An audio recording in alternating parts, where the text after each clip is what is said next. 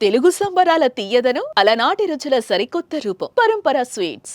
UPI ట్రాన్సాక్షన్లకు GST 2000 రూపాయలు దాటితే పన్ను తప్పదంటూ ప్రస్తుతం సోషల్ మీడియాలో ఓ న్యూస్ వైరల్ అవుతోంది. మరి ఇది నిజమేనా?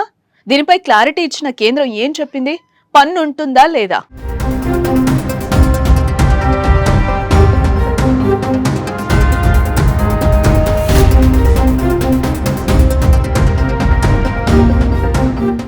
యూపీఐ పేమెంట్లపై త్వరలోనే కేంద్ర ప్రభుత్వం జీఎస్టీ వసూలు చేయాలని భావిస్తోందని సోషల్ మీడియాలో పోస్టులు దర్శనమిస్తున్నాయి. పన్ను ఆదాయాన్ని పెంచుకునేందుకు 2000 రూపాయలు పైబడి చేసే యూపీఐ ట్రాన్సాక్షన్లపై ఏకంగా 18% చొప్పున జీఎస్టీ వసూలు చేస్తారని విస్తృత ప్రచారం జరుగుతోంది. దీంతో సాధారణ వినియోగదారుల నుంచి చిరు వ్యాపారుల వరకు అందరిపైన ప్రతికూల ప్రభావం పడుతుందన్న ఆందోళనలు నెలకొన్నాయి.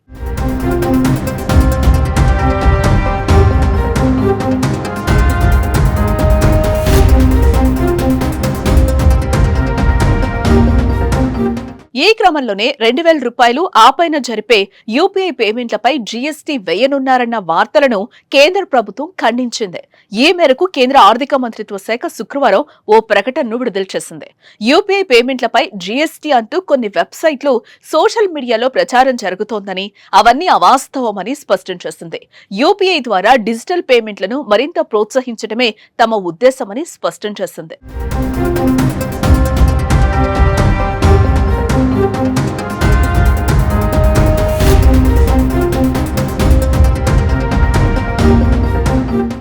గతంలో బయటకు వెళితే జేబులో డబ్బులు పెట్టుకుని వెళ్లేవారు. అత్యవసర సమయంలో ఉపయోగించుకునేందుకు ఏటీఎం కార్డును ఉపయోగించుకునేవారు. కానీ ఇప్పుడు కేవలం స్మార్ట్ ఫోన్ జోబులో ఉంటే చాలు, అన్ని పనులు చక్కబెట్టొచ్చు. బ్యాంకు ఖాతాలో డబ్బులుంటే అన్ని రకాల షాపింగ్లు చేయొచ్చు. పేదవారి నుంచి సంపన్నుల వరకు తమ పరిధిలో డిజిటల్ లావాదేవీలకు ప్రాధాన్యమిస్తున్నారు.